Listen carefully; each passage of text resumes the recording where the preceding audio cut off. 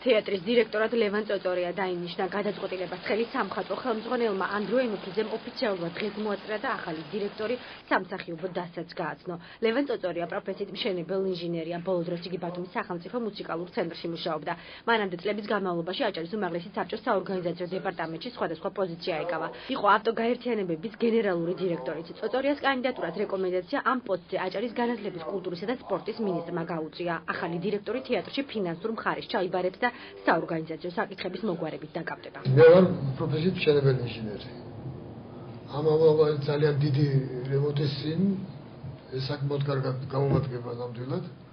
შემდეგ ორგანიზაციული მხარე ალბათ ხო ნებისმიერი ორგანიზაციის გამოცდილება საკმაოდ მაქვს ამ მხრივ. გონი შემძლებ. მიუხედავად იმისა, რომ კანონით მე მაქვს ასეთი პრეროგატივა, წარუდგინე ბატონ მინისტრის დირექტორის კანდიდატურა ახალი თეატრალური კანონით, ხო? მაინც მე დამჯერდა მისი რჩევა და მე ბედნიერი ვარ, რომ ბატონო მინისტრმა ასეთი ღირსეული კანდიდატი მირჩია. ვიცნობ და ეს არის ჩემთვის ძალიან დიდი ბედნიერება, რომ მე არ მომიწევს ახლა რაღაცა ურთიერთობის აგება თავიდან, ეს ურთიერთობა უკვე აგებულია. ძალიან დიდ პატივს ვცემ ბატონ ლევანს და რაღაც მე უბრალოდ ბედნიერი ვარ, რომ ეს ასე.